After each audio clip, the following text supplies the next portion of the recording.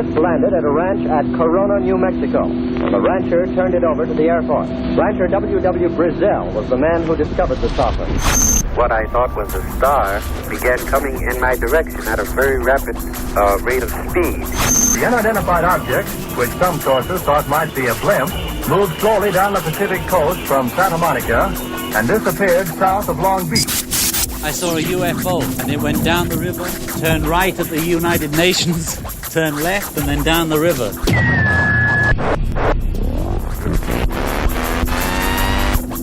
UFO classified. UFO classified. No more plausible deniability. Fact, fiction, or the truth. You decide. And now, the new voice of the high desert, the hostess of UFO Classified, Erica Lukes. Well, happy Friday, my friends. It is absolutely beautiful here in Salt Lake. It's a little overcast. It's been raining off and on, but it is perfect springtime weather. I've had an exciting week as always. I know this is just really shocking for people to believe that I would have an exciting week. It's just always something. I really need to lock myself in the closet. But this week I have been kind of working out the details of a TV show that is coming here to film, and I'm really excited about that. It's a brand new TV show, and they'll be here on Monday and Tuesday to film, and it'll be a really cool experience for me. So I will keep you posted on that and let you know when the episode will air. It'll be cool, and my friend and research partner Jeff Cox will be in that episode too, as well as my friend Alien Dave. So we got some good stuff going on here in Utah. Every day I reach out to people from all over the world, and they reach out to me because we are finding a network with people. I'm finding that there are many people all over the world that have experiences, very credible, real experiences, and they're filming with, they're videotaping, taking photos of phenomena. And one of those people is a great person. His name is Eugene Herrera. I have found him, and I'm so grateful for that, but he lives over in Australia. And there is a new article that came out a couple days ago in the MacArthur Chronicle, Campbelltown, where he is talking about his experience where he's looked into the sky for 3 years. He's witnessed strange phenomena, and he really has come to the conclusion that there's something amazing out there that he needs to research, to film. So many nights you'll find him in a certain spot, and he captures dozens upon dozens of strange images, and he uploads them to his YouTube channel called J Sparrow. So it is incredible stuff, and I love the fact that people have the dedication to do this, and they're not backing down, that they really know what they're doing and are brave to do this. I think that by all of us working together, sharing information, and then getting good equipment so we can go out and collect data, I think that's imperative to really breaking down boundaries and figuring out what is interacting with us. It's important. So I give him a lot of credit. Eugene Herrera, you are a hero to me, and rock on. I'm so excited for you. I've posted his article on my Facebook page, which is ufoclassified.com, so you can check it out there and friend him. See what he is doing. It's great. Good work. And on another note, I want to just thank my fabulous producer, Tina Marie.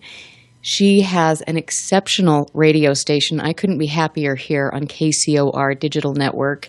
And now Fantopia Friday is seriously rocking it out. We've got a lineup that is insanely incredible. I love it. So me, I'm here with UFO Classified to warm up the ladies, and then you have Universal Child, Restricted Airspace, Hyperspace, and then you get really cool dance music to kind of wind down and, do your thing.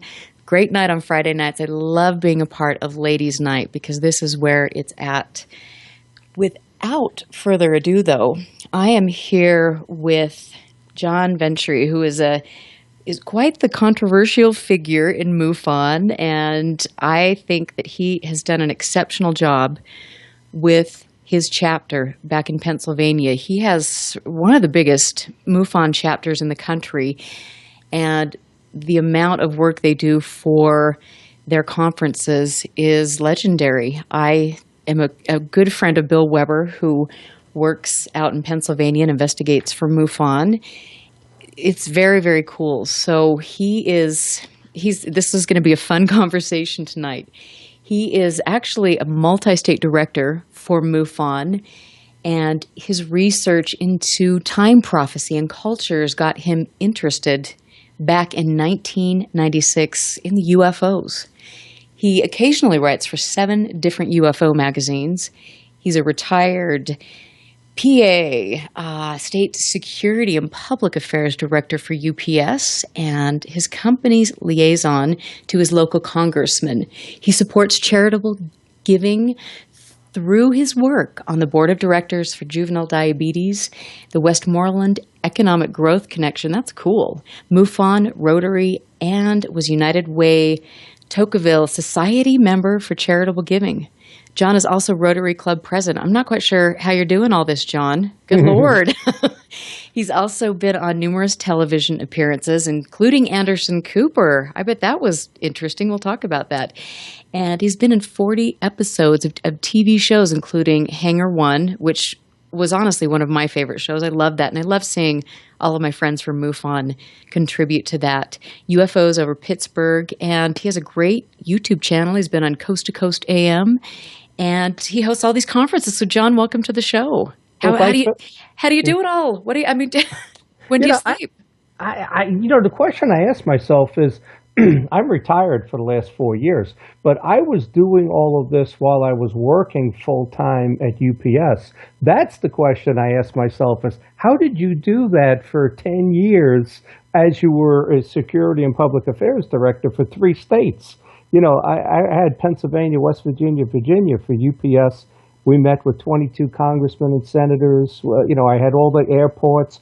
I had a TSA CIDA badge. I could drive my car out onto the tarmac in Pittsburgh. I don't know how I did all of that because I'm busy now in retirement and I'm only doing this side of it. But I mean, you must be doing more of this now because it seems like you're everywhere and you're writing a lot of books and you're doing TV. And so it's kind of cool that you've really settled into this. Yeah, well, I'm writing my 7th book right now, and I said after I published Case for UFOs last year that I'm done. I'm not writing anymore. And I didn't lie because I'm not writing about UFOs anymore. The 7th book coming out is going to be really on demonology and its connection to UFOs. So it's really a book about demonology and my haunted life. But the one cool thing I do is with Fred Saluga, who's the West Virginia State Director, we do 2 episodes a month on television called UFOs over Pittsburgh. And it's done on public TV. We do a half-hour talk show, and we get all kinds of guests, So we just had Joe Jordan on. We've had other people Skyped in. Now we're into the Skyping because they've got a new studio and a good background of the city of Pittsburgh with a UFO over it, and we're into now, Skyping people in. So, I've done like 36 episodes of that, and, for people who miss Hangar One, because I miss Hangar One, we're doing this talk show, and it's on YouTube. It's really cool. Yeah, I love it. You can look up my name or UFOs over Pittsburgh. And I think it's a great show. And, it's controversial, just like me. We talk about stuff. The last 6 episodes has really been on demonology. We've talked about Bigfoot. We talk about other stuff than UFOs. And, you know me. I don't care if you like me. You don't care if you like it. I'm going to talk about what, and here's a good example. My daughter last year discovered Donald Trump. And she texts me and said, "Dad, Trump is you." And I said, "You got it. You got it." So that's what you're dealing with tonight. Oh my gosh. Well, you know what? I have to say that I really do love watching that. You've had some interesting guests on, and your last show with, was it Joe Jordan? Mm-hmm. That was controversial. I mean, I will tell you that he said some things that I did not agree with, to be honest. Yeah. Well, he's 100% into the religion, and it's 100, and there are no UFOs. And I don't agree with that. I think we're dealing with two things here. There's way too much evidence that UFOs are real. But, in the back of my mind, I can, if somebody could make the case for me that fallen angels can materialize UFOs and try to prove it, not just say it. I might agree with Joe Jordan that maybe we're not dealing with extraterrestrials here. We're just dealing with interdimensional entities, some malevolent, some not malevolent. But I think, the history of UFOs, and that's the book I wrote, Case for UFOs, this evidence goes back so long, and it's on radar and sonar and video. I mean, there are UFOs, but I understand the difference, and we'll talk a little bit about the change that took place in my mind in the 70s. And we'll get into this demonology thing, too, because I've spent the last 2 years studying this. Yeah, that will be really interesting because it alarmed me a little bit when I heard him talk about the fact that, it seemed to me that everything was a demon, or everything with regard to this phenomena was negative, and that people should really, call in Jesus Christ, which I'm a Christian, and but I don't know if, I think to me that kind of sets a dangerous tone for people, because then they're automatically assuming that's what it is without all the knowledge, and we don't have all the knowledge. Right. Yeah. And, and we'll talk about the differences, and like I said, I know personally demonology is real. I've had an unfortunate situation with that's currently going on, and I know that that's real. I've never seen a UFO. I've had paranormal activity my whole life, but we'll get into that. But the evidence, and just the fact that there's 8.8 billion Earth-like planets here, just in the Milky Way.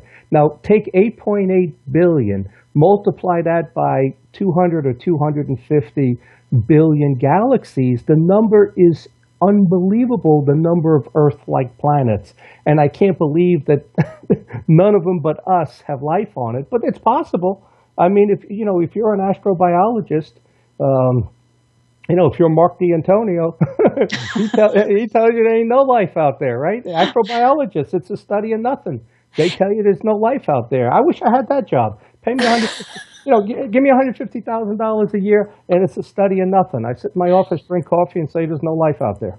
But I do think that Mark, Mark has had very interesting experiences, and so I believe he does think that there are things out there, for sure. Yeah, he's smarter than me. There's no doubt about that. But, I'm a common sense guy, a security director. I grew up in Brooklyn and Queens, like Donald Trump. I'm in your face, and, you got to show me, you got to prove things. But I'm not a PhD person, and I'm not a scientist. I don't want to be a scientist. I really don't.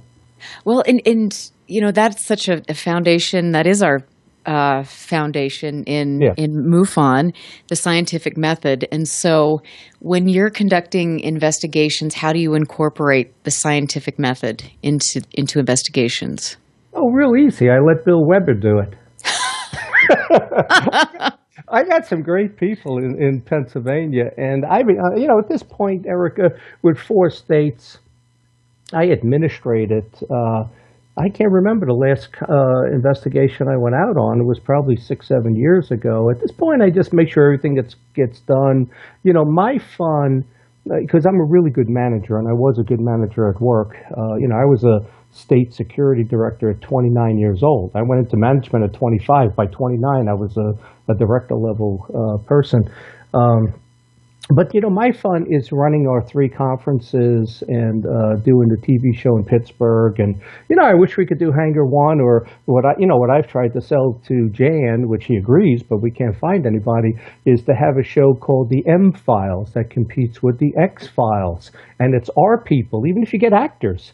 They're MUFON investigators going out on cases based on our real files, and it's the M-Files. What show is better than that? It's real. But, the History Channel wants to stick with Ancient Aliens, which is totally made up. The first 2 seasons were good. When they got to Da Vinci being an extraterrestrial, they lost me in season 3. But they want to stick with this phony history when MUFON has the real history. I don't understand it, but that's what they're doing. So what happened specifically with Hangar One, and why was it canceled? Well, we had better ratings. You think about the progression. You had UFO Files, then you had UFO Hunters, then you had Ancient Aliens, and Hangar One should have been the replacement for Ancient Aliens. I mean, they're on season 10 right now, because I think they had some years where they actually did 2 seasons in 1 year. We were drawing about 1.4 million people. I don't think Ancient Aliens even drew 1 million people. But the difference is, even though we were drawing maybe 400,000 more people, they were drawing people in that 18 to 46 range, where our audience was 46 and older. But you know what? Give us the 9 o'clock slot and you would get the younger crowd. I mean, let's face it. When you were single, I'm single. Friday night at 10, I go out. That's the hour. Saturday night at 10. That's when Not you me, go out. man. Well, I'm Grandma Moses now, so I don't know what my problem is. Think back 20 years.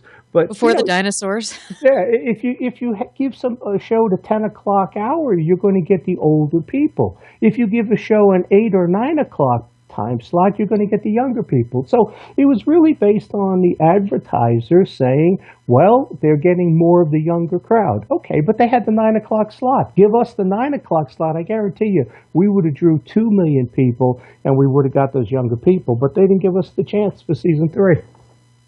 And that's too bad. I really think that it was a great show. It was always fun to see you and Ben and Tony and Cassidy and all of that stuff. But Hangar One did cause some controversy, because when you've got the diehard researchers that are noticing that mistakes are made, Hangar One came under a lot of fire because of that. What was your take on that? Well, these shows are hard to do. And, I'd like to take credit for all the controversial episodes, even though I didn't really write those. but I'll take the credit for controversy, because I like controversy. I'm going to one day run for public office, I'm telling you. Oh, well, you know what? Maybe you could be Trump's vice president. Well, I should meet with him, because I got some really good ideas that... oh, dear God, please don't encourage really help him out. Don't encourage him. No. But I see errors in a lot of shows. I mean, I watch movies. I have 600 DVDs at home. I mean, I see errors in movies. I see errors in other shows that are done. But one of the things with Hangar One, they never gave us the big enough budget. It seemed like in the 2 seasons that we did, you got to give Paul Villadolid and Go-Go Lucky a lot of credit. And the MUFON people that were doing all of the research, that show was put together on about 60% of the budget that it should have got. 60% of what other shows were getting is all they gave us to produce that. And we did it, and I think we did it pretty well. I mean, my only real complaint was there was one episode. And it's not a complaint. There was one episode where there was no money left. And I remember sitting there at the lunch. They had great lunches. I'll tell you that, though. The buffets were great. And they were sitting there, and I'm listening to Paul and the other producers and stuff saying, how are we going to do this? There's no money and stuff. They actually did a launch of a rocket, and it was a cartoon. Oh, wow. And I remember that. I don't remember which episode it was in. And I looked at it and I said, you got to be kidding me. We're actually showing a cartoon launch of a rocket. We don't have money to find, archival footage of an actual Gina rocket being launched. But that's really where it was. I mean, we just were not given the budget. And I think they did a great job with the budget. So I think Paul is an amazing man. I've always liked him a lot, and I respect his work. And I will just say that I was a little bummed out when there was an episode that involved Dugway, and nobody even told me that it was, taking place. It did happen in Utah, but I guess that's the way it rolls. And Well, get this: they did the one on Kecksburg, right, Pennsylvania. Yeah, I wasn't even in that one. They didn't ask me. Oh, I said, well, let me get this horrors. All the lines for Kecksburg went to somebody else. I got one line where I said, Kecksburg's located like 7 miles south of my house. And that's all I said. I said, I'm the Pennsylvania State Director. You're doing the biggest case in Pennsylvania, Kecksburg, which I will tell you last year with an engineer, I was able to prove Kecksburg was a U.S. spy satellite that crashed. It was not a UFO. But we'll do that on some other. Oh, Lordy. We're going to have to. Yeah. Oh, yeah. I'm controversial, man. They hate me here now in Pennsylvania, Western PA. Yeah, I'm telling you, you are controversial, and clearly you own it. And we're going to talk a little bit about, more things with regards to that and some of the Orange Orb research and different things. And I mean, I think this is going to be a really fascinating, show tonight. There was a guy, we did a show, a radio show. It was back in September, and he really didn't put it out there. He had some technical problems. He said he just put it out about a month ago. He's got 27,000 hits on it. He called me back. He goes, "Can you be on again?" He goes, "That's my biggest show," he said, he's ever done. So, so that's fine. Let me just say this too, and I want to say this publicly, is, I do my 3 conferences. I'm asked to speak in, I think, Maryland, Ohio, Jersey. Nobody on the West Coast has ever asked me to speak. And I have 10 different presentations. I don't give the same presentation. No one has ever asked me to speak. I did the UFO Congress when I was talking about end-time prophecy and the Mayan calendar years ago, but I've never been invited to speak to one conference outside of my little Northeast area. And that bums me out, considering doing all the TV shows and all of that. I thought someone would ask me to speak. I don't even charge to speak. Just get me there. Wow. Just get me there. Oh, that's interesting. Well, now that you put that out there.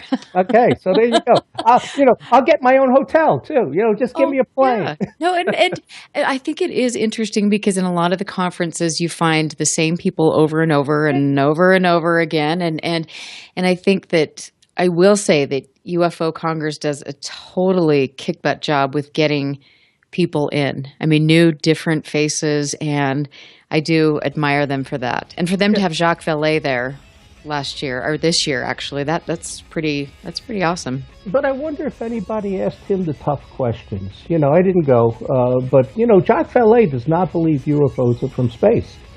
So I put that on Facebook, and I've had fights with a lot of different people. Neither did J. Allen Hynek. There's a lot of people. I would have asked him those questions, and we would have had a little controversy there. But here's one of the other things with conferences. Think about it. Who's on the lecture circuit? I know.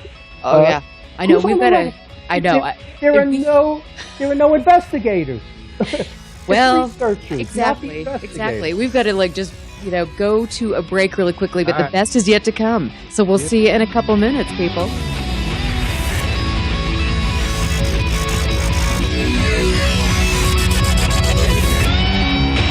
Stand by.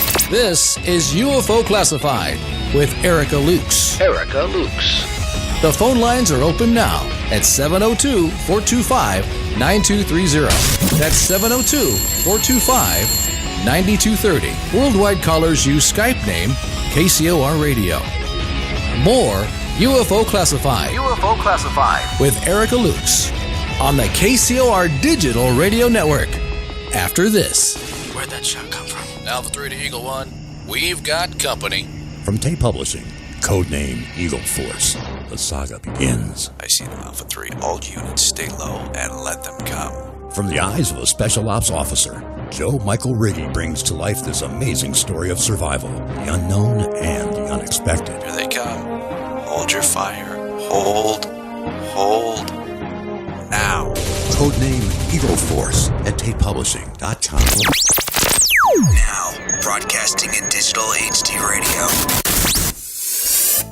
What if maintaining a healthy weight was as simple as drinking a cup of coffee? With Valentis coffee, it's that easy. Harvested from the world's most pristine coffee farms and packed with the purest ingredients on earth, Valentis takes losing weight to a completely new level. At Valentis, we believe everyone deserves a chance to be healthy and fit. It's pure, natural, healthy, and delicious. Click the Valentis Healthiest Coffee banner on the KCOR Digital Radio Network website and take the Weight Loss Guarantee Challenge. Valentis Coffee, simply the world's healthiest coffee. When danger is imminent, will you be prepared? Now many mobile devices can bring you critical information from local sources you trust. With the unique sound and vibration, wireless emergency alerts keep you in the know wherever you are. Learn more at ready.gov/alerts. Brought to you by FEMA and the Ad Council. Friday night, 9 p.m. Pacific. Jump onto the Celestial Highway and travel at the speed of light. Into hyperspace. Hyperspace, hosted by Solaris Blue Raven. She navigates you through the cosmic tides of mysticism into the world of covert technology, UFOs, mystical sciences, and the world of unforeseen forces. You get to really sort of enjoy a bizarre ride. Listen live, Friday night, 9 p.m. Pacific, for Hyperspace, the one show that blows the whistle off our government black ops projects. Hyperspace, hosted by Solaris Blue Raven. Exclusively on the KCOR Digital Radio Network. Want to take a ride?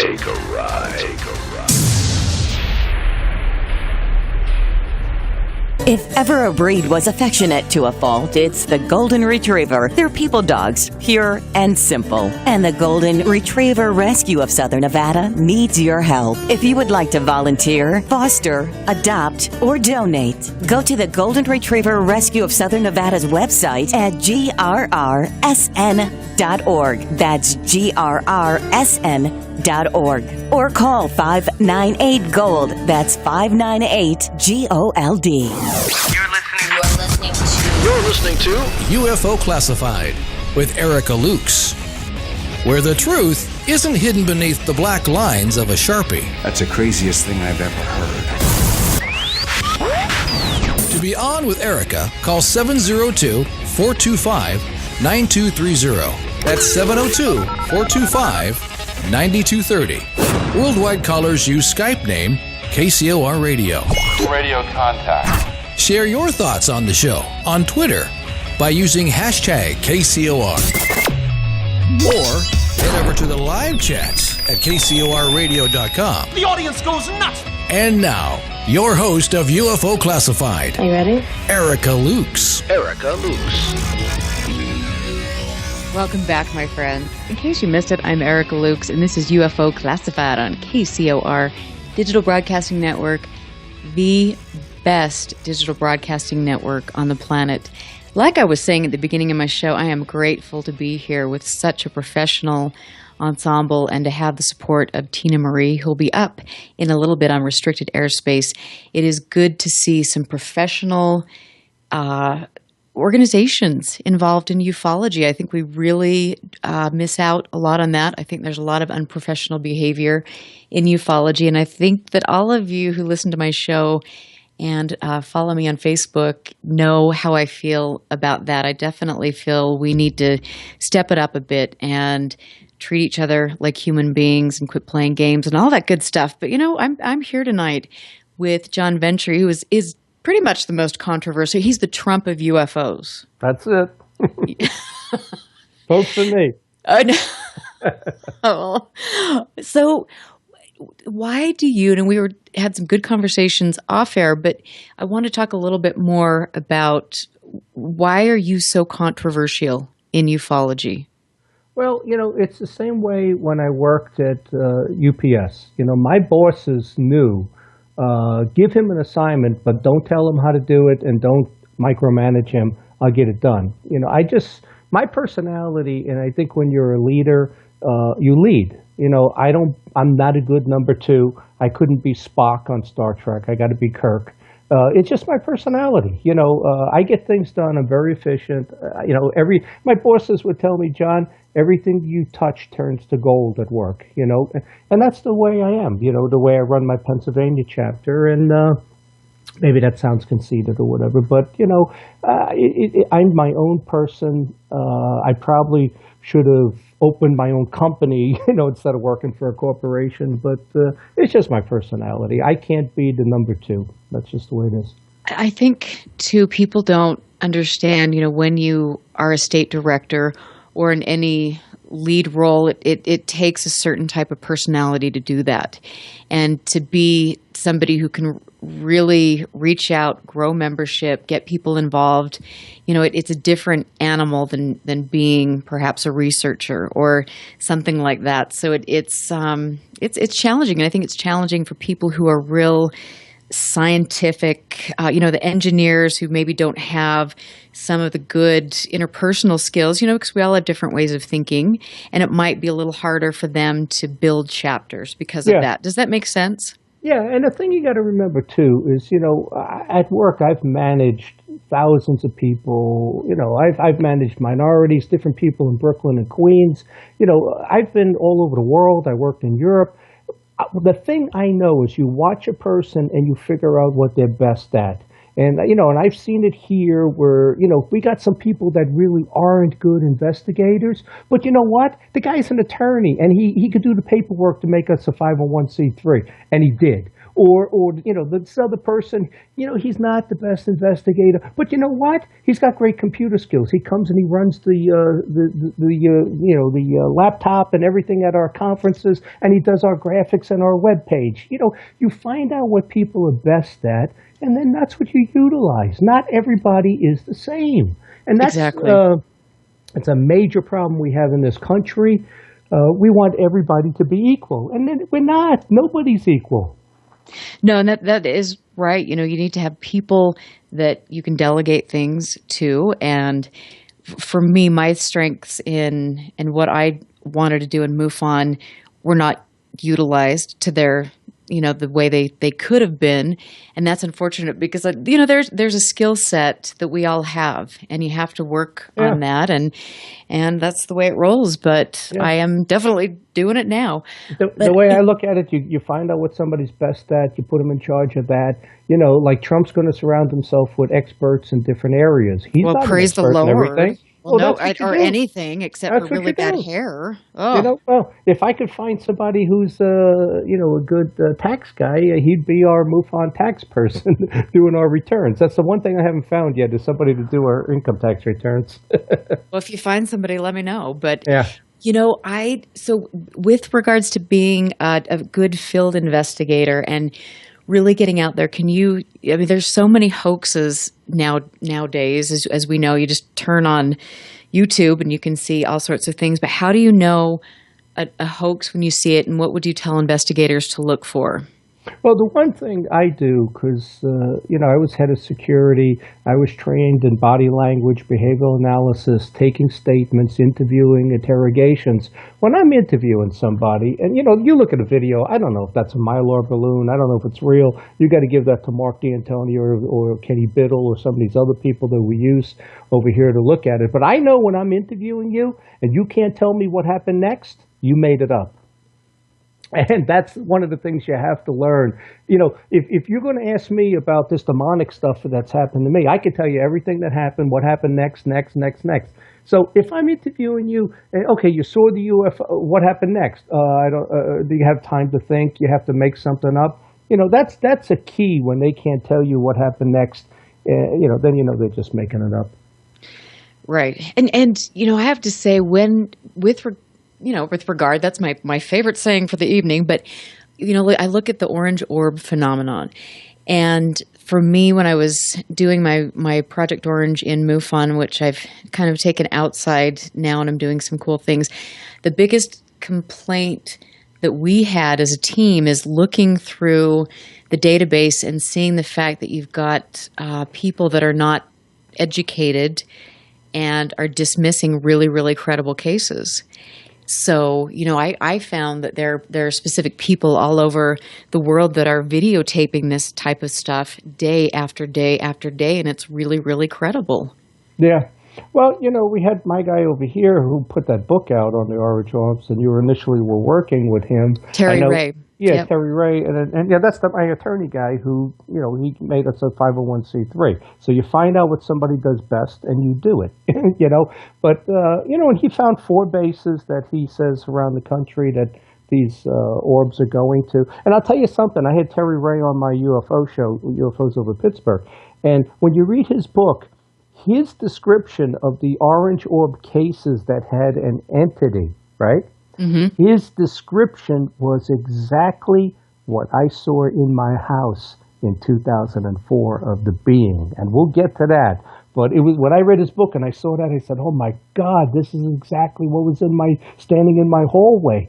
I woke up at 5 in the morning. It's standing there. But we'll get to that when we get to my story. Yeah, we will, which we're going to. And I just want to just ask a couple more questions about you and your state and things. Do you have areas in your state where you feel are particular hotspots for activity?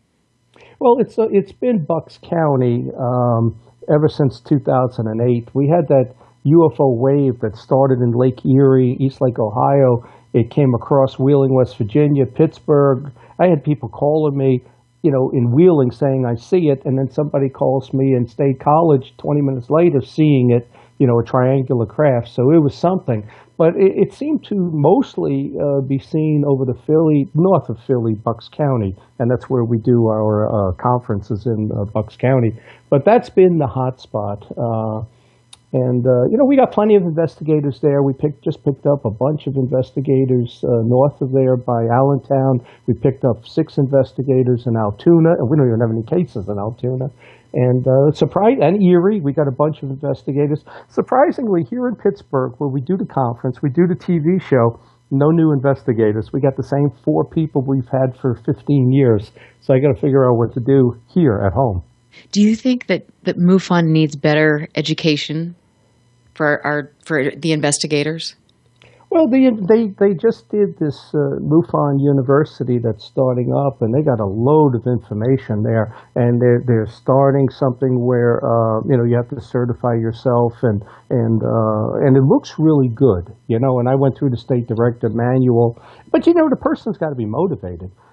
You can't hold somebody's hand and tell them what they got to do. And you find that with a lot of people. I found that at work too. That's why I said, you give me something, you don't have to tell me how to do it. You don't have to follow up on me. I'm going to get it done. But other people, the motivation's not there. It's too much work. I don't have the time. They want to be a card-carrying member and tell their friends they're a UFO investigator. But, you have to be motivated to learn it and utilize it. Right. When I was investigating for MUFON and state director, it was very challenging for me to get good information. And so I had to get on the phone and reach out to people all over the world and outside of MUFON to learn how to be a better investigator. And that was one of my biggest frustrations, was the fact that the education was pretty minimal in my feeling. And I definitely think that Ken St. John is doing a good job. This is going to be a big boost for MUFON. It needs that. And I also think there needs to be a little bit of cohesion where people are working together, because things get so isolated and it's one state against the other state. And then you get this really, just kind of stomping your feet attitude. And I think doesn't help anybody. I understand why people feel that way, because there's a lot of kind of bad behavior involved. Well, you get people from all different walks of life. And, when I joined MUFON, I was a security director at UPS. So, okay, you want me to do investigations? Fine. I don't even need to read the manual. I can go do the investigation. But, we got people who are cab drivers. We have attorneys. We got pilots. We got security guards. So a lot of things I guess you can't take for granted. I never really gave any of that a thought, because it was in the line of work that I was in, so I could step right in and do it. And, being a multi-state director for MUFON, well, that's the same thing I was doing at UPS. I was a multi-state director for UPS. I know how to manage people from afar. You got hundreds of miles to cover, and it's not a problem, if you follow up and you delegate. But the follow-up is the part that has to get done. Right. Exactly. Yeah, that's true. And I definitely, like I said, I have so much respect and so many dear friends in MUFON that I will always reach out to and care about a lot. And they just are hardworking people, that want the answers. And well, I gotta love it. I'm going to miss you at the state directors meeting. I mean, I in know. August, you're not going to be there, you know? Well, I guess like I've kind of said, if things are resolved in a good manner, but for me, it was just too negative of an experience. And I think being a woman involved in a man's organization, so to speak, is a challenge. I think there is unfortunately some sexism involved in ufology, and I think that unless good ethics are imposed and that comes from the top down, that we're not going to see any change with regard to that. So, I mean, how do you feel? Do you think there's a lot of sexism in ufology for women, against women? I think right now, I have 45 investigators. I got to have at least 20 females. And I think the majority of who's joining, at least I've seen in Pennsylvania, have been females. I mean, I don't think I'm getting as many men. The men that are here have been here for 20 years, And I used to get that complaint at the conferences too. And I was thinking about that the other day. You go to our Philly conference, I think there's 8 speakers and there's 4 women. Linda Moulton-Howe, Linda Zimmerman, Jen Stein, Rebecca Hardcastle-Wright. There may even be a 5th woman. But, I try to mix it up. But there's probably more men than women as speakers out there, too, so it's hard to do. Yeah, and I definitely think, other women that I've talked to have kind of experienced that same type of thing where you get this, if you're a successful woman, that you have to be sleeping your way to the top or different things, and there's that kind of attitude, and that happens not only in ufology, but in mainstream, it's just a mainstream thing that happens. But to me, to come into this field and to be under attack like that, especially when it was coming from a place where I was working, for MUFON, that was, that to me, that's inappropriate, and it's illegal and it needs to stop. But I think, from my perspective, there is a lot of sexism. So I hope that changes at some point. Yeah, I don't know what happened really with you, and so I can't really comment on that. And I don't think I really want to comment on sexism. The next thing you know, people be calling in saying things about me, which I don't really care. They can, but I don't really care. But but it is interesting, and I think it's definitely important to have dialogues about that, because there are some very broken aspects to what goes on in ufology. And I often kind of think to myself, I wonder why other people don't take this seriously. It's because you have this type of behavior that I know wouldn't be taking place if you were in a work environment. Yeah. Well, I've seen it at work, and over the years, I've promoted more at UPS more females and minorities than white guys. And but I've run into in locations where I remember one female in particular, one of the best I've ever seen, and there was nothing but pushback from the guys, and this was in central Pennsylvania, Harrisburg area. And I said, guys, she is one of the best investigators I've ever seen at UPS. And she went on to become a state security director up in New Hampshire for UPS. So, some people are like that, but, when you run something, you got to find the best people, and you have to promote the best people. And, I'll take the best. I don't care if they're green, gray, female, transgender. Do the job, get results. I really don't care. Yeah, that's true. That's true. And that's interesting. And I know that you have got some really cool things that we wanted to talk about, and then we're going to take some callers later. But, you've got your life full of paranormal experiences. You've told me about some of them, and wow, it's pretty incredible. So talk about, the type of entities that you're beginning to associate with this. Well, here's the thing. We're all drawn to this, and I don't know why I was drawn to this, because I had no interest in UFOs. I wrote a sci-fi book on the Mayan calendar and end-time prophecy that I started researching in the 90s, and and I came across stuff that said, well, this UFO thing might be real. So that's how I got into UFOs. And 30% of people have a paranormal experience, 14% have seen a UFO, and 3% believe that they've been abducted. I think it's 2.7% actually. And So I've spent the last 2 years, and let me do this real quick, and I could take a whole 2 hours just on this part, but I want to tell you some things that I learned in the demonology side. And I think, for people to investigate UFOs and talk about entities and interdimensional, but not know anything about demonology, and I really didn't, even though I was raised Catholic. But here's some things that people need to know. Ghosts. Ghosts are human spirits who have unfinished business, all right? Ghosts can't move large objects. They can hide your keys, maybe, move a piece of paper or something like that, but they're not powerful enough to do that other type of stuff. They're here because they're either lost or they want to make that last appearance to loved ones. You can't exorcise a ghost. If a ghost is in your house, you could bring in a priest, you could bring the Pope in. You cannot exorcise a ghost out of your house because they have free will. So I found that very interesting. Elementals. Elementals are spirits that are conjured up from nature or animals. So white witches, Wiccans, they call upon elementals. Then you have inhuman spirits, which are really angels or demons. They've never lived as a human being. Black witches call upon inhuman spirits. They cannot fully materialize as humans.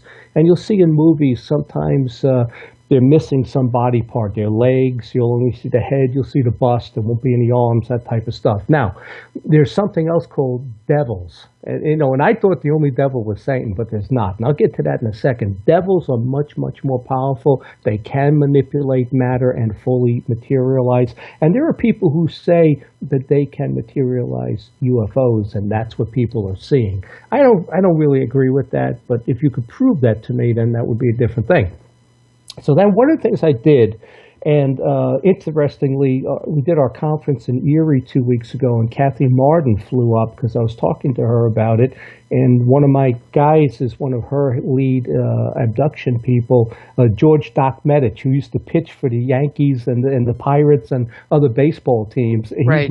It's so cool to have a Major League Baseball player, And we went up to Erie, threw out the first pitch at the baseball game, and then they introduced him as a former baseball player and with the Mutual UFO Network. But one of the things I did was, from my reading, and I've read about 40 books in the last 2 years, is I put together the markers or the signs of demonic possession and of alien abduction. And it's a long list. So I'm only going to tell you the ones that are on both demonic and UFO, because it'll make you think. And it's about 40% of the markers are shared between the two, because then you start to think, well, what are we really dealing with? And like I said, it's a long list. So the things that are shared by both, and I gave this list to Kathy Martin. They didn't have anything like this, and they may add it to the ERT team. But seeing white smoke or a white orb is shared by both. Seeing a hairy creature, shared by both. Difficulty breathing, pressure on your chest, paralysis while awake, something slipping in and out of you, shared by both. Vivid dreams, waking up drenched in sweat. Your dog becomes agitated or provoked. Waking up, 3, 4 in the morning. Feeling you're being watched. Black or a smoky shape or a shadow person. Loss of time or memory. Someone standing at the foot of your bed. Targeting someone in your family. Noises in your house, a personality change, telepathic sounds or images in your mind, losing faith and maybe not going to church anymore, car or electrical problems, like the car stalling out, out-of-body or levitating, sexual contact, possibly producing a hybrid, incubus, gargoyle, reptilian, a hive mentality, and if you watch that episode with Joe Jordan, being able to repel demonic or alien abduction through the use of Jesus Christ, his name. I found that hugely interesting, and there's a whole list here of the demonic only stuff that we don't have the time to go through that.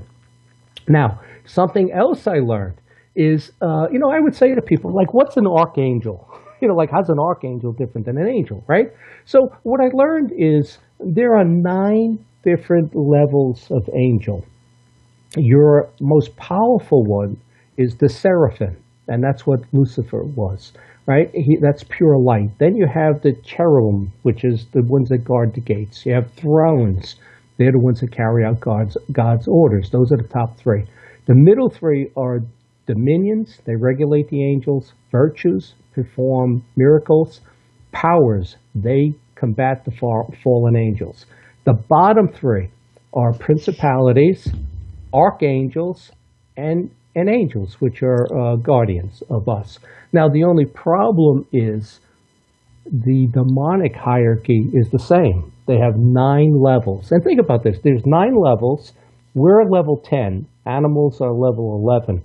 And these 9 levels of angels and fallen angels are all more powerful than us. So what I didn't know, I thought when people said the devil, I thought they were talking about Lucifer. Well, it turns out that those top 3 levels are all devils. So every one of them are tremendously powerful. But they are the supervisors. The middle level are very strong demons, the dominions, virtues, and powers. They are the ones that possess people. And the bottom level, the principalities, really the angels and archangels who are demonic, are the ones that cause the infestation and the oppression. That's what I had in my house. And the next 2 levels of principalities and powers would be the possession. So I learned a lot in this area, and there's even more to go. Oh, my gosh. And I bet that is making some people at MUFON really excited, too. Well, I don't know. They haven't gotten an opinion from anybody on on my work in demonology, but I'm sure I'll find out. But, then there's things. There's a generational sin is what I believe I'm dealing with, based on things my father did. But you can pass a generational sin down to 3 or 4 generations. And at that point, they claim that family line for themselves if you don't break the chain. And I believe that's where I am. But a word that and cut me off whenever you're ready. Yeah, actually, and it might be right about now. I just got to cut you off because I can hear that music. So, okay. We'll be right back. This is UFO Classified America Lukes, and we will see you. So go grab a cocktail, margarita, and we'll catch you in a minute. Listen very carefully. This is Houston. Say again, please. Houston, we've had a problem. This is UFO Classified, live every Friday night, 4 p.m. Pacific, 7 p.m. Eastern, exclusively on the KCOR Digital Radio Network. The truth is out there, just waiting to be discovered. And now, if you will, accompany me on a journey to the future. For more information on the host of UFO Classified, Erica Lukes, upcoming guests, as well as links to the past shows, visit her website at UFOclassified.com. UFO Classified. UFO Classified. This is KCOR Las Vegas, home of the Digital Radio Network, broadcasting from a shack just south of Area 51. Wait, that doesn't exist. This is the KCOR Digital Radio Network. Now for the news. Now, broadcasting in digital HD radio. The disc landed at a ranch at Corona, New Mexico. The rancher turned it over to the Air Force. Rancher W.W. Brazell was the man who discovered the saucer. What I thought was a star began coming in my direction at a very rapid rate of speed. The unidentified object, which some sources thought might be a blimp, moved slowly down the Pacific coast from Santa Monica and disappeared south of Long Beach. I saw a UFO, and it went down the river, turned right at the United Nations, turned left, and then down the river.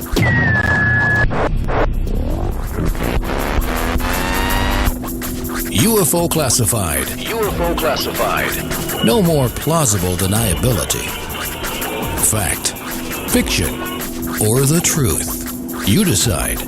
And now, the new voice of the high desert, the hostess of UFO Classified, Erica Lukes.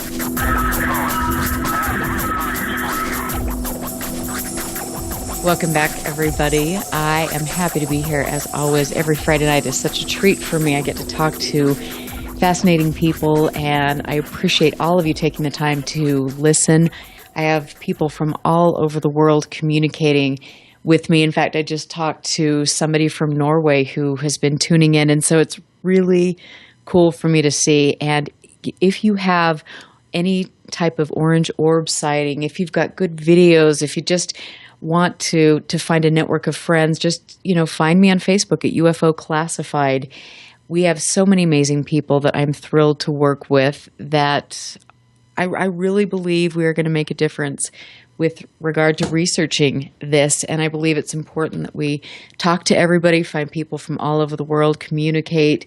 And most of all, I feel it's definitely important to have ethics and boundaries and behave like adults. I know that's shocking, even though sometimes it's not really fun to, especially on a Friday night. But I am here with John Ventre, who is no stranger to controversy in ufology, which is kind of riddled with controversy anyway, but he has been on many different TV shows. He's written, it'll be, 8 books now. Is that what you were saying? 7. 7 7? Coming out, yeah. Well, I mean, it'll be coming out, next week. If you're like Nick Redfern, that'll be coming out in a couple days. Yeah, I don't know how he does it. He puts out 3 books a year. I put out 1 a year, I know. He's amazing. He just is, but that's what he does for a living. So he's really, really good about that. So what, I have a question here from the chat room, and it's Jeff who's asking the question. What is your direction in keeping ufology civil? Well, I try hard, but you got to stay away from Facebook.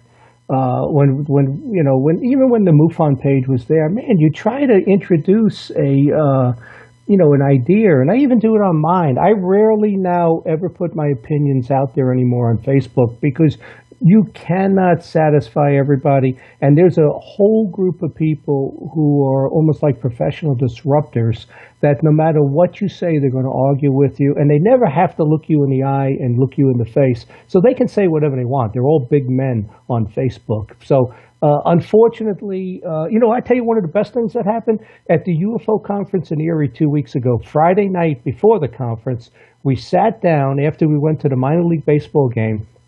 We had a roundtable discussion, and this was great. Nick Redfern, Kathy Martin, Dr. David Jacobs, Stan Gordon, and myself, and we talked about UFOs, interdimensional, malevolent entities, and Doc Medich was there too. And it was great. You almost have to do it in that type of forum. We should have done that in front of the crowd. It probably would have been the best segment of the conference, but keeping it civil, you got to stay away from Facebook, unfortunately.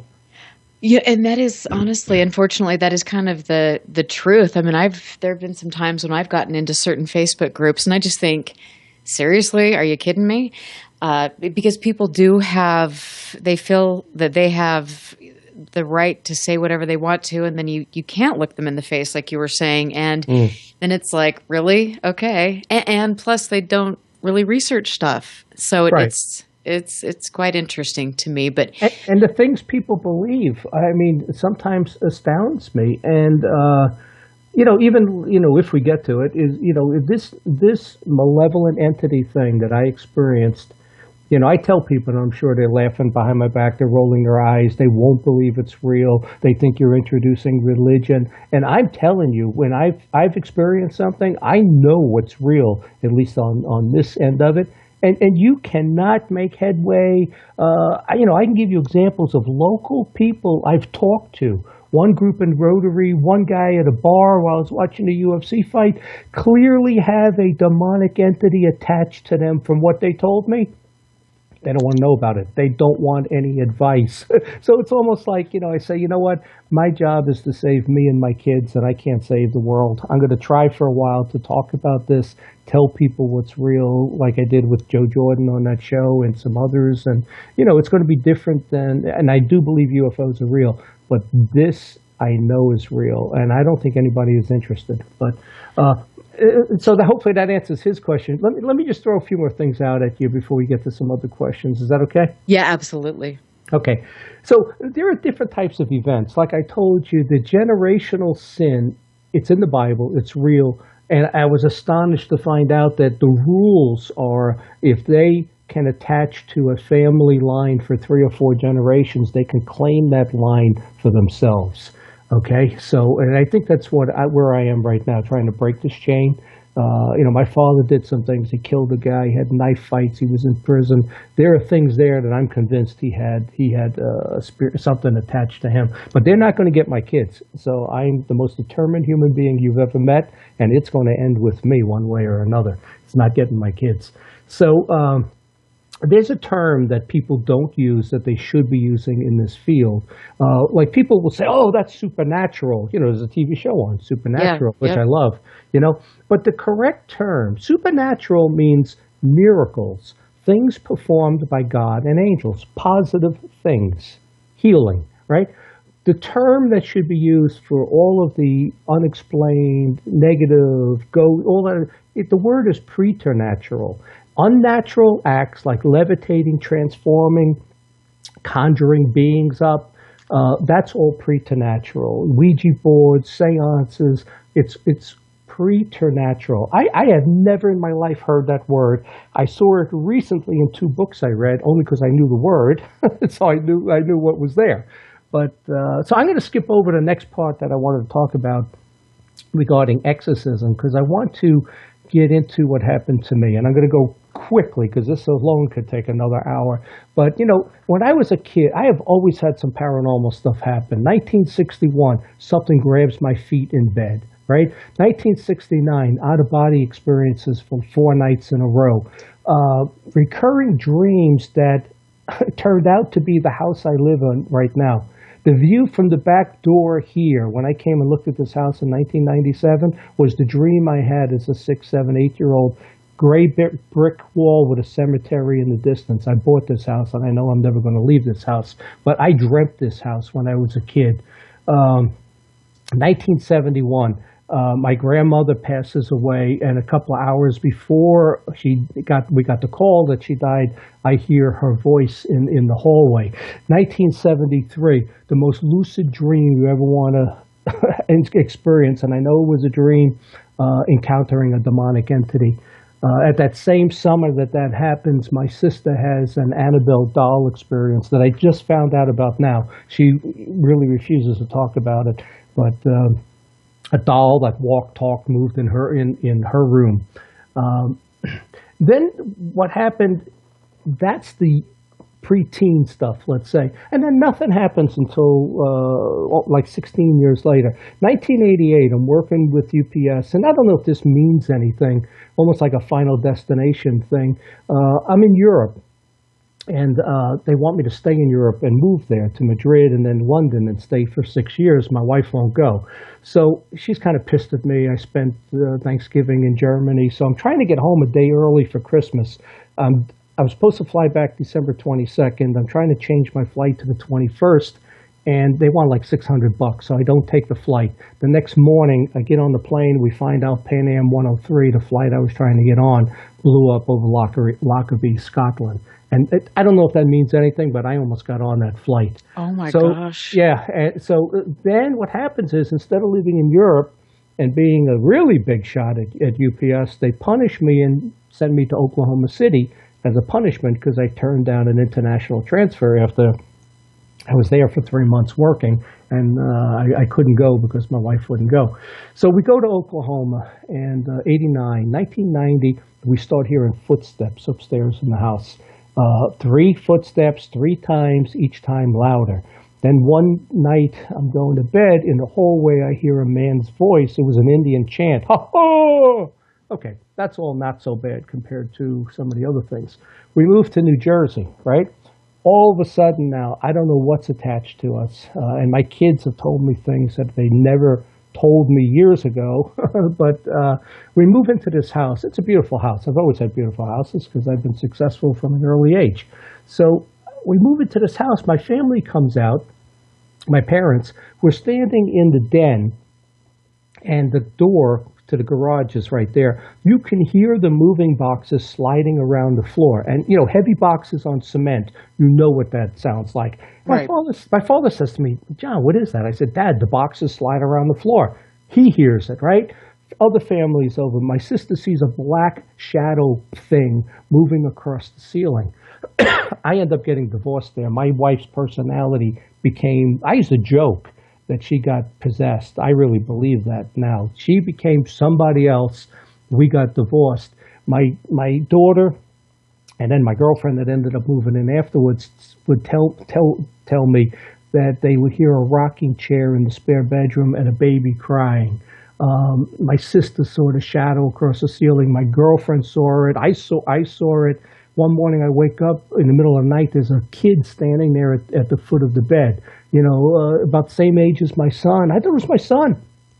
I told him, get in bed. And I put my arm around him. I got up in the morning, and my girlfriend, Caroline, I said, where are the kids? She goes, they didn't sleep over last night. I was awake, and it was real. Then my son telling me that when he would lay down at night, there'd be a voice in the wall behind him, a male voice saying, I'm going to get you.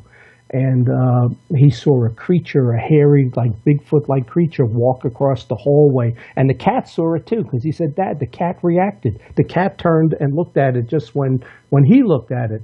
And then my daughter said one night she went over there with her friends after they moved out of that house, and I moved away. I'm living here in Pittsburgh. And she says she pulls up in front of the house with her friends. Every light in the house went out right at the same time. So then I moved to...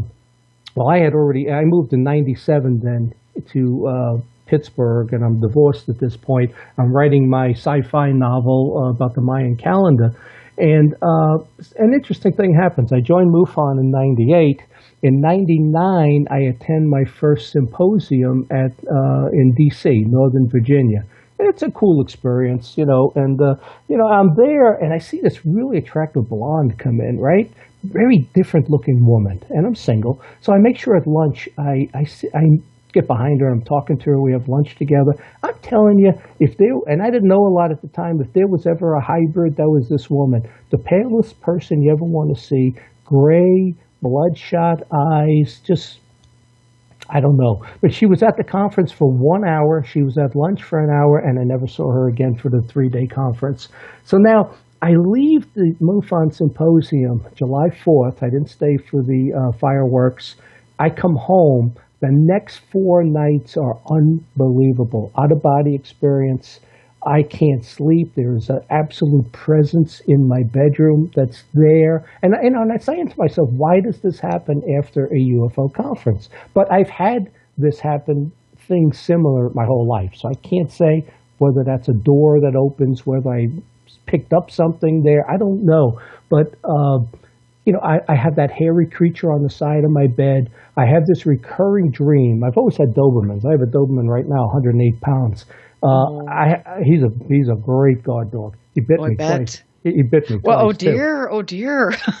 But I'll get to that too. There's something happened. He's a totally different dog now, and I'm going to get to that. But so I had this dream. I got this 95-pound Doberman. He's floating in the air with his legs out sideways. There's this kid poking him. I got 2 memories of the same kid. And I remember saying, stop poking the dog. The one memory, which is the one I wrote down, was the kid. He looked like a rat boy. His hair was slicked back, almost looked like a vampire, like a rat face. And he's poking the dog. I wrote it down because I started writing these things down, what was happening. And then later, a year later, as I thought about it, I had no memory of the rat boy. What I remembered was a kid with big bulging eyes, straggly hair. He had the gigantic Popeye forearms with the elbow. The bone was sticking out. He was the one poking the kid. And it was interesting, when I went back to my notes, when I decided to put this in my next book, I said, wow, there's my notes about the rat boy, nothing about this kid. So I had 2 memories of the same thing. And this went on for like 4 nights. I have an out-of-body experience. My girlfriend, she actually went on the UFO site, even though I had just joined MUFON a year earlier. She goes, John, do you realize that there was a UFO sighting at State College and one at Morgantown, West Virginia? Your house is right in line with that on July 4th of 1999. So that was an incredible experience. I asked David Jacobs, is this the out-of-body experience in 1969 and 1999, is it an abduction? Because, I'm kind of thinking hybrids here with the kids, with the woman I ran into. And he goes, no, it doesn't happen 30 years apart. And I said, well, why not? Why can't they tag you and come back every 30 years? And he goes, it just doesn't happen that way. It happens a lot, and it happens in a short window, but it doesn't happen once every 30 years. And I think he's right, because I don't think it was a UFO abduction. So now it's Thanksgiving 2004. And my son recently says to me, Dad, do you realize half of all of the demonic things that have happened has happened when the three of us were together at Thanksgiving? And I said, Nolan, you're right, because in the divorce agreement, I got the kids for Thanksgiving and my wife got them for Christmas because that's what she wanted. So I said, fine. So here we are, Thanksgiving 2004. My kids are over. We have a great day. We go to bed around midnight. My girlfriend's living with me. Different girlfriend this time. She's living with she's living with me at the time. Well, you know, I kind of got around. But so she's living with me at the time. And now get this. It's midnight. I hear my son outside the bedroom door, right? So I don't say anything. So in the morning, my girlfriend, she works at a furniture store. So she had to leave like 9:30. She had to be at work. So I get up. I go into my bathroom, and she always used the bathroom in the hallway. Matter of fact, her clothes were in the spare bedroom. She used the hallway bathroom because she had so much stuff. So I said, you know what? The master bathroom is mine. So I go into the bathroom to brush my teeth. There are 2 hand and arm prints on the glass mirror, and I got a picture of it. Matter of fact, I show it at this presentation I do now. I look at it. From elbow, I measure it. From elbow to fingertip, it's 3 inches longer than my forearm and hand. So that means I'm 6 feet. This has to be 7 feet tall. I can't lean forward on the counter and put my elbow and hand where it put it because I'm really not tall enough to get it to the top of the mirror. It has 6 fingers. And what you see on the forearm is 2 bones. You don't see any of the flesh. And there's 2 handprint, arm prints crossing like a cross, you know, an X. On the glass. So, you know, I asked my girlfriend, did you put that there? She goes, no. And then I said to my son, what were you doing outside our bedroom door at midnight? He looks at me, and, you know, my son at that time is like 20. Yeah, he's 20 years old at that point. He says to me, Dad, he says, I heard you in the hallway outside my bedroom door at midnight. So we both heard something in the hallway, and it wasn't either one of us. So that's interesting. Now, October of 2007, my father passes away. I'm in bed. I remember I'm exhausted. I'm laying down. I see this flash of light. It's nighttime. I see a flash of light only in my left eye, not in my right eye. It was the blackest black tunnel with the most brilliant electricity pouring out of it like a funnel, right? And I feel something put its hand on my arm and rub my arm. I believe that was my father as he was moving on. Okay, now it's September of 2009. I wake up at 5 in the morning. There's a guy standing in the hallway. He's 7 feet tall. He's down the end of the hallway. I'm looking. The attic door is open. It's a finished attic. And there's a light on up in the attic so I can see the silhouette of this thing. It's not human. It has about a 12-inch waist, long spindly arms like Slender Man. But it reminded me of the prawn from District 9. And it had a square head. My impression was it was wearing a helmet, right? It's there for a good 20 seconds. I crawled to the foot of the bed. It's standing there, right? I should have went over the footboard, down the hallway. I didn't. I got out of bed, put the light on, and it was gone. So now, April of 2010, my kids are over. We go to the JDRF gala because I'm on the board of juvenile diabetes. We get home. We go to bed around midnight. About 4 in the morning, my daughter bursts into my bedroom door. Dad, you're not going to believe what happened. You're not going to believe what happened. I know you're not. So I said, tell me. She goes, I went downstairs to get a bottle of water. I couldn't sleep. She goes, I had to go in the basement because there were none in the kitchen. She goes, I go downstairs, there's something standing behind me. It's breathing on my shoulders. I can feel it. She goes, I go upstairs, I go to bed. As soon as she says, I'm awake, Dad, I lay down, this thing gets on top of me and just absorbs into my body. She goes, it was the most painful thing. I'm paralyzed. She says, I look up, I can move my eyes, I see shadow people swirling around the ceiling. There's a shadow man standing in the corner. She says it pulls out, it does it again, right? And then she says, while it's in her, she hears like 40 different voices in her head. And she says the one standing in the doorway says, when you're done with her, I want to try out the other two, meaning my son and his fiance in the other room. Wow. She didn't make that wording up. I knew she was telling the truth. And I think that's what these beings do when we're sleeping, and maybe the cause of dreams and nightmares. They go in our bodies to feel alive. So that was April of 2010. Now, Thanksgiving again of 2013. My son and his fiance are over. I have a home theater projector on the ceiling, 9-foot screen, stadium seating.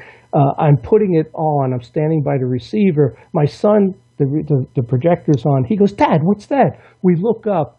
In the bright light of the projector, it's very intense, we see something snake across the ceiling. It was like a snake or like a fish. It's just a snake going across the light. We can see it about 3 feet long. Really didn't have a form, but something moved in front of, and this is one of these beings.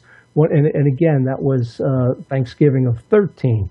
So now and these things happen with a few years in between, and most of them, except for 1999, were one-time events, right? So now we get to June of 2014. And I've got to just say, before we go into the June 14th show, we're actually coming to a break. Okay. So pretty quick, but wow, these are fascinating stories, and how frightening for your family. And I tell you, the detail that I say at my conference when I give this presentation, I had 2 people give me their blessed rosaries at the end of the conference. They're hanging on my bedpost right now. There's so much more I could say, but I want to tell you 2 more things real quick as soon as we get back from break. Yeah, we will do that because we've got to go out pretty quickly. But once again, I am Erica Lukes. This is UFO Classified. Thanks for tuning in tonight. And next week, I will be interviewing Rebecca Hardcastle-Wright. That's going to be a great show on exopolitics. We've got one last break, and we will be back. Stand by. This is UFO Classified with Erica Lukes. Erica Lukes. The phone lines are open now at 702-425-9230. That's 702-425-9230. Worldwide callers use Skype name KCOR Radio. More UFO Classified. UFO Classified with Erica Lukes on the KCOR Digital Radio Network. After this. 3 guys, no ties. Hillary, you are prevaricating, disingenuous, disrespectful, and egocentric bag of runny fecal matter. The only job you are fit for is a poster child for Soylent Green. If only your mother would have swallowed. End quote. Go f*** yourself. I approve this message. 3 guys, no ties. Wednesday night, 7 to 9 p.m. Pacific. Right here on the KCOR Digital Radio Network. Monday nights are about to become hauntingly good, as Reverend Sean Whittington possesses the airwaves with Vegas Supernatural. Tune in every Monday at 5 p.m. Pacific, 8 p.m. Eastern for Vegas Supernatural, exclusively on the KCOR Digital Radio Network. There's a war raging between good and evil. The question is, which side are you fighting on? Tune in Monday nights as Reverend Sean Whittington sets the new standard for paranormal radio with some of the most influential personalities in the world today. Vegas Supernatural, hosted by Reverend Sean Whittington, every Monday night at 5 p.m. Pacific, 8 p.m. Eastern, exclusively on the KCOR Digital Radio Network. The one show even the devil doesn't want you to hear. Alien Deceptions, a suspenseful sci-fi romance thriller by Tina Marie, featuring the tantalizing Erica Jones and the mysterious Russell Hamilton. An out-of-this-world book of fiction based on years of document facts and files the government does not want you to know about. At least, not yet.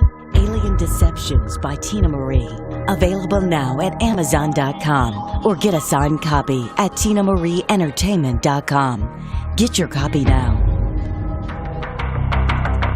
Friday night, 9 p.m. Pacific. Jump onto the Celestial Highway and travel at the speed of light. Into hyperspace. Hyperspace. Hosted by Solaris Blue Raven. She navigates you through the cosmic tides of mysticism into the world of covert technology, UFOs, mystical sciences, and the world of unforeseen forces. You get to really sort of enjoy a bizarre ride. Listen live, Friday night, 9 p.m. Pacific, for Hyperspace, the one show that blows the whistle off our government black ops projects. Hyperspace, hosted by Solaris Blue Raven. Exclusively on the KCOR Digital Radio Network. Want to take a ride?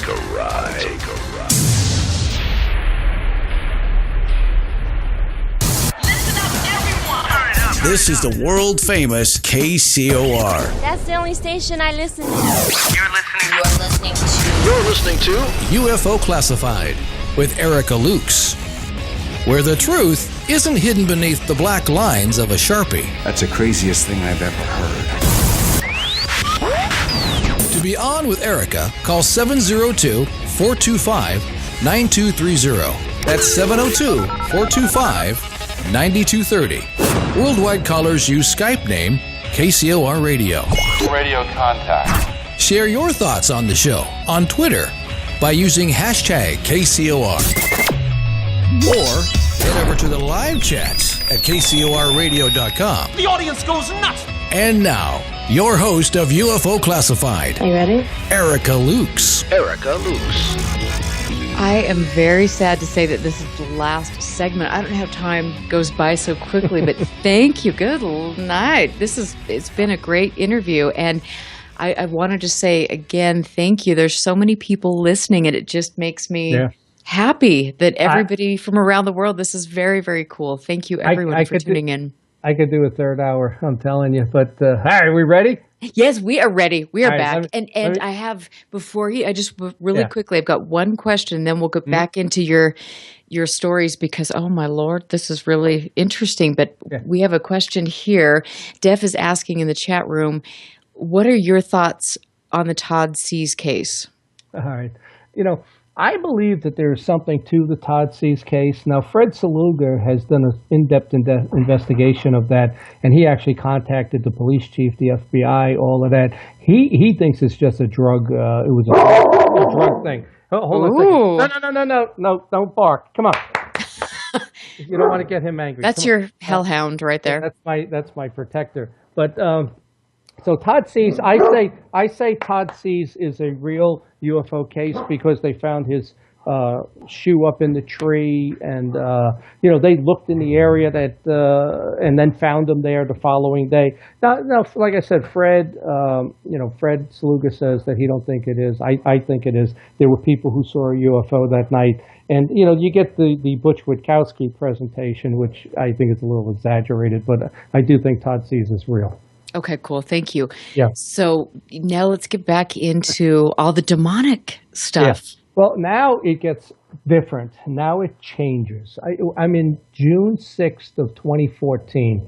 Now, June 6th is the 20th anniversary of my divorce, which I am convinced that they influenced my wife. Her whole personality changed. So it's like I'm texting people saying, hey, my 20th anniversary, I'm taking myself out to dinner now. It's my 20th anniversary of divorce. The next night, things change. I'm watching a baseball game in my TV room. My dog's there. He lays across my legs. It's in the home theater room. All of a sudden, there's the biggest bang you ever want to hear on the wall. The dog looks, I look, the picture lifts off the wall. I got two Indian headdresses on both sides of the picture. The feathers both blow to the side. Actually, right before that, what happened was it was 7:15 when the baseball game starts. I go upstairs. I open the attic door because there's skylights there. Cool air comes in. So in the bathroom, it stinks. I thought the dog did his business. I go in there. I go, what is this? It smelled like a rotting corpse. I'm telling you, Erica, I put the fan on in the bathroom. I went downstairs. I have two other levels. I checked the bathrooms in the basement, the first floor. They're fine, but the upstairs stinks of death. So, and then that thing in the wall that I just told you about hit the wall. So then we go upstairs. The game's over. And I go to bed, and the dog trots down the hallway, looks up the stairs, and goes ballistic. He sees something at the top of the attic stairs. And I know when the dog sees something and when he's just barking. He goes ballistic. So he comes back, he lays down, and he sleeps at the foot of my bed. There's a little chair there. He sleeps on that at the footboard. I lay down in my bathroom, the loudest bang you ever want to hear. The dog, I see his head and my head turn at the same time. So something happened, and this was different because of the smell. I asked some of my guys that are ghost hunters, and I got a lot of them in my group, and they said, John, if you're smelling death, a rotting animal, a rotting corpse, you're dealing with a demonic entity. Now I start to get a little worried. And what I do is I start doing my research and looking into this. That's 2 years ago. Now, nothing happens, right? Actually, what happens is, get this, a couple of months later, I meet this woman. I tell her what happened. She comes over. She goes, John, I'm coming right over. She has her own holy water. She goes room to room, blesses the house, knows what to say, all of that. I mean, that's my guardian angel looking out for me. And so now I go almost a year and a half, nothing else happens, right? We get to, again, Thanksgiving of 2015. Now, my daughter is married, living in Wilmington. My son, out of the blue, decides to move here a couple of months earlier with his wife, and they live about 10 miles from me.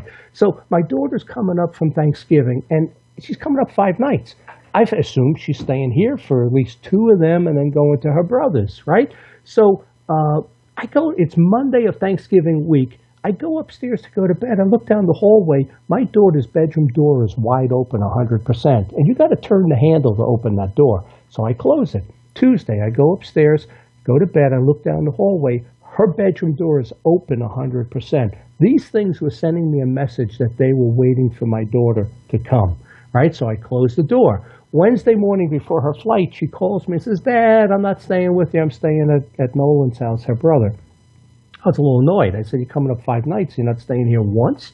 So now it starts to escalate.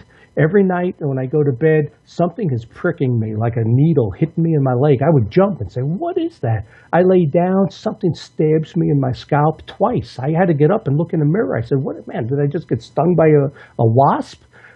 There's all kinds of tapping and scratching sounds in the walls. I'm talking all night for weeks. You can't sleep. It's sleep deprivation is what it is. Then what happens is, one night was really bad. The creaking, the noises, the banging. I'm telling you, the creaking above me was like take a soda can and crush it. I thought the ceiling got crushed. And so I do what the woman did. I commanded in the name of Jesus Christ to leave and all of that. It stops. So I lay down, I close my eyes, and then you can't sleep when this stuff's going on. You know, you're waking up every 20 minutes like I was in 1999, but I didn't know it back then. I open my eyes, and I am in pitch black. I look around, I sit up, and I look and say, wow, that's the darkest I've ever seen it in my bedroom. I said, well, that's fine. I love sleeping in the dark. Well, the noises start. And Erica, I'm telling you, the banging, there's an unnatural movement in the ceiling, like a body being dragged across the ceiling. The crunching sound of the ceiling, the creaking. You know, I can feel it in my spine, in the back of my head, in my soul. My soul was afraid. I wasn't afraid. I wanted to show itself because I'm going to hit it with an uppercut. My soul was afraid because it knows what these things are. So again, I command it to leave, but I add to what I say, if you disobey Jesus Christ, you will go to the lake of fire now instead of at the end of days. Yeah.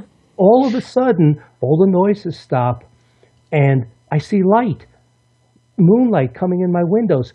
Erica, for about 4 seconds, I can see a veil of blackness lifting from my bedroom. I actually see the bottom of it where it is moonlight coming in and the top where it was pitch black. And I see it going up and lights coming in all of my windows and everything. When I was laying down, I also, in my left eye only, before I did that, I saw 3 shadow people flying around the ceiling fan in counterclockwise order, right? So I do this, But it's not gone. It's like every couple of nights I hear it. I hear the movement in the ceiling, the tapping. I mean, I'll get up in the morning and walk to the doorway because my dog now is sleeping outside my bedroom because he bit me a couple of times while this stuff was going on.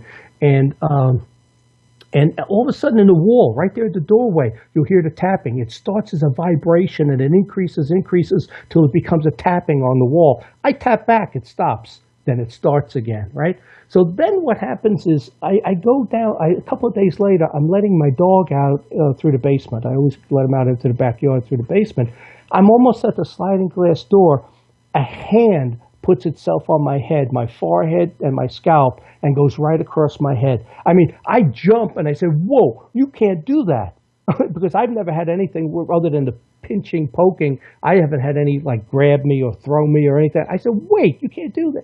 Then I'm thinking about it. I said, John, there was nothing negative about that. It was 3 large fingers, but they were spongy, like they didn't fully materialize, something. I said, you know what? That's the way you would put your hand across a kid's head or across your dog. It was almost like, I believe it was a blessing, an approval that I'm fighting back against this darkness that thinks for some reason I opened up a door or it's a generational sin. And then I also realized is that, in talking to Joe Jordan, who had all those cases where people repelled UFO abductions through the name of Jesus Christ, I repelled this entity, whatever it was, with his name, like you're supposed to do.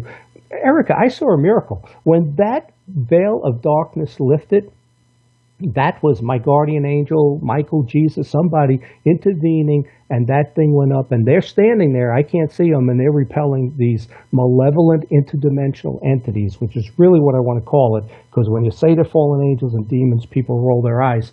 But I feel like I saw a miracle. Now, it's not gone. Like twice a week I hear it. I'll get up to go to the bathroom. The wall starts tapping. It's the freaking weirdest thing you ever want to hear. So I actually, in December, I took 2 trips. I went to Miami. I went to Myrtle Beach. And never happens when I'm away on vacation. I go to Myrtle Beach in April to see my daughter. She's down there in Wilmington. And the last night I hear the banging, the tapping in the timeshare. I've never had that happen before. So I get home. Now I said, you know what? I get epiphanies. I'm writing a book. I said, you're writing a book called The Ufologist, The Haunting of John Ventre. You're putting all of this into the book, everything you've learned about demonology, why you think the gray alien abduction is demonic and not ET. So I'm writing that. I get home. I'm not home 40 minutes. I'm in my house, right? Right at that moment, I ordered my headstone a year before. It's a 6-foot tall Holy Bible. It's actually a Bible. It's wow. I'm telling you, $14,000. I ordered this thing. It's the most religious thing you ever want to see. They just installed it. I live next to a cemetery. They just finished. I saw the 3 guys in the cemetery. I didn't know who they were. They didn't tell me they were installing it, right? I go to my office, which looks into the backyard. I look out. Half my backyard burst into flames. The guys are running frantically in the cemetery. They're calling the fire department. I run inside and call the fire department. I got pictures of it, Erica. Okay, you got to send them to me. Yeah, it never entered my yard. It stayed at the fence line on the other side of the fence line. And I can prove it. The fire department came here. It's about 200 feet long. I have 2 acres. It goes from the cemetery all along my fence line, burst into flames. So I'm saying, okay, a brush fire at the same moment that my headstone was being delivered, an hour after I got home, and I'm writing a book to out these demonic entities and what this really is. I don't think that that's a coincidence. And also, for a year and a half, I've had a family of cardinals, these red cardinals, flying into my windows. People come over and say, what's that? I said, look, you see these birds? They fly into my windows. From that day, they have not hit my windows once. Yikes. I'm telling you, this is real. And, so then, I look at some other things and I say, you know what? Talking to Nick Redfern, he started to change my opinion on the alien abduction thing.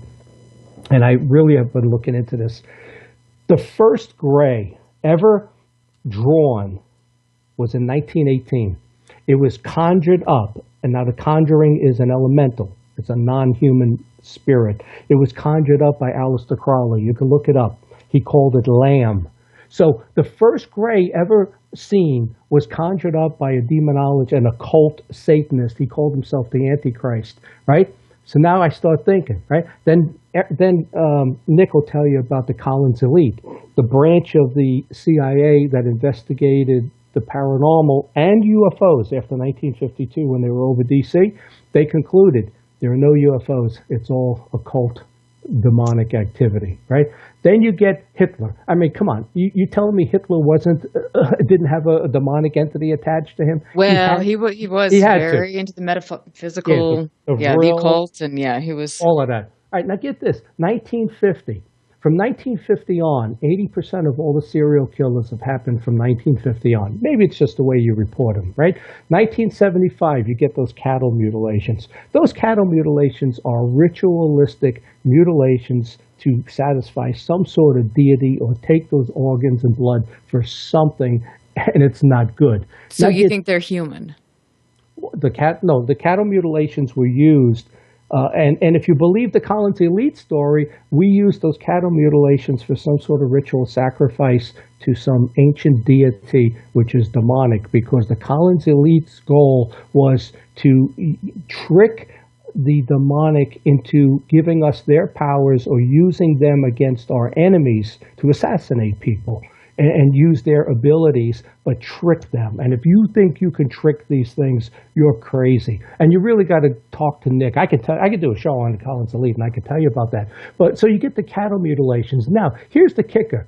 From 1990, prior to 1990, the Vatican will tell you there were 6 exorcisms a year on average. From 1990 on, there are 1,300 a year. Something has changed on this planet in the fabric. I'm telling you, there's an escalation here, even with the wars, World War I, World War II, the killing. The Foo Fighters, in my opinion, are these entities like orbs, like your orange orbs. They were white orbs, but these are these beings in their energy form. That's what the Foo Fighters were. They were enjoying the carnage, is what it is. So you got this complete change that's taken place in our society. And there's been, I fully believe there are UFOs and life in space, and they've been here, and I can give you examples of which ones were real, and I believe the gray late night alien abduction is not alien. Did you know in 1997, Lord Hill Norton, who was a big UFO, it's a big guy in England, he wrote something called the UFO Concern Report, which concluded UFOs were satanic. They're not from space. You get Kathleen Turner, Joe Jordan, Guy Malone, L.A. Marzulli, Arthur C. Clarke all say these things are demonic. Hyneth, Valet. I don't know if Valet... Interdimensional. He says right, interdimensional, right. Right. Keel, Mac, those 4 all say it's interdimensional. They're not from space. I don't know. I believe that and I can give you a lot of examples. The 1973 UFO wave up Pascagoula, up to Mississippi, across Pennsylvania, where we had tons of cases, were clearly ET. They were here for 6 weeks on a scientific mission to get soil, animal, human samples. That's exactly what they did. They were seen with spacecraft and beings in uniform. They were ETs. And I can give you a ton of examples like that.